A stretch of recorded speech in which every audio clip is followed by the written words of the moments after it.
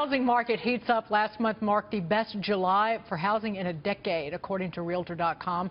And 3 cities are leading the pack as low mortgage rates entice buyers. Let's bring in Rogers Healy, Rogers Healy and Associates real estate owner. Rogers, how hot is the market and how overpriced is it, you would say? I think the market's still doing awesome. It's still really hot, but it's not necessarily overpriced. We're just seeing some places get a little bit on the less affordable side. But you know, it's still relative, and we're still really seeing the effects of the spring market all the way this late in the summer. Well, let's talk about the top 3 housing markets in July: Vallejo, California; Dallas, Texas; and Denver, Colorado. What is driving these markets? Because even with Dallas, you'd think with the collapse in oil prices that the market wouldn't be so on fire there. Yeah, so as a Dallasite myself, we've seen such an influx of job growth here that the outer skirts of the city have really been affected positively. The oil and gas market doesn't really affect Dallas that much as it does Fort Worth.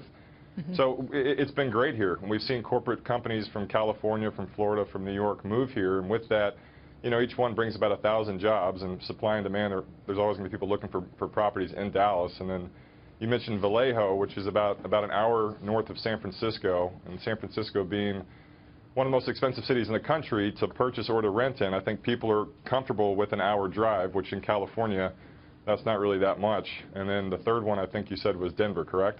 Yes, Denver.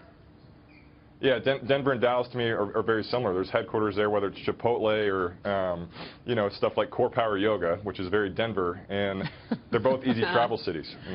And if people like, you know, something that's central, Denver and Dallas are right perfect for them. And legal marijuana in Denver, too.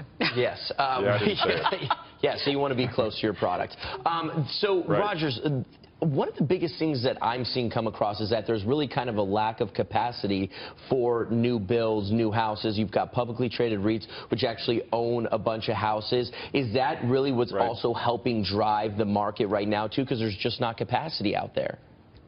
Yeah, it's tough. I read something in the paper the other day that the median new construction home now has gone from like $275 to $350, and it is getting tougher. But I also think that's why we're seeing these cities like Vallejo, which most people probably haven't vacationed to yet, kind of come on the scene. And what used to be 15 minutes outside the city is now an hour to an hour and 15 minutes. So I think that people are going to be in their car a little bit longer listening to you guys on the radio and realizing if they want something new and nice, they're going to have to be a little bit further away from what they wanted. Who's buying? I mean, are we starting to see millennials come into the housing market and buying, or are they still left out?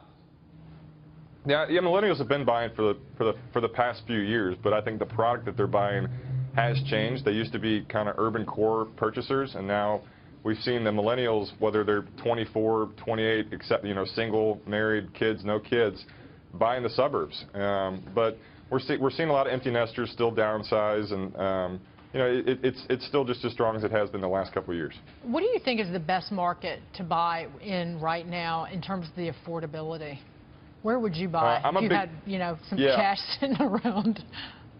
Yeah, I'm a big fan of college towns. I think the college towns that have rent revenue potential are always safe plays, whether it's a Madison, Wisconsin, and Athens, Georgia, Oxford, Mississippi, just any big college town where you're always going to have an influx of kids coming and going. I think you're very well protected, because with that comes, you know, the new development of retail and high-end rentals, and then in my mind that always drives traffic.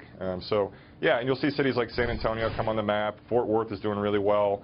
Cities like Provo, Utah, and Boulder, Colorado have all done very well recently. Well, you know, you mentioned the millennial buyers. We saw a report that millennials are now buying their dream home. So they're kind of over-leveraging, if you will, because they know that they've got... Why is that happening? I found that fascinating. Yeah, the whole $30,000 millionaire concept, I guess, is, you know, they want what they can barely afford. But, you know, interest rates are still low, and if they've done a fairly decent job of saving their money, they're probably going to put it all towards a property that they probably shouldn't be buying. And, you know, I've seen it. Go ahead. No, that's interesting, because they're not buying stocks, they're buying homes. But anyway. Yeah, they want tangible. Rogers, it was great to see you. Thank you so much for being here. Yeah, Rogers Healy, be well. And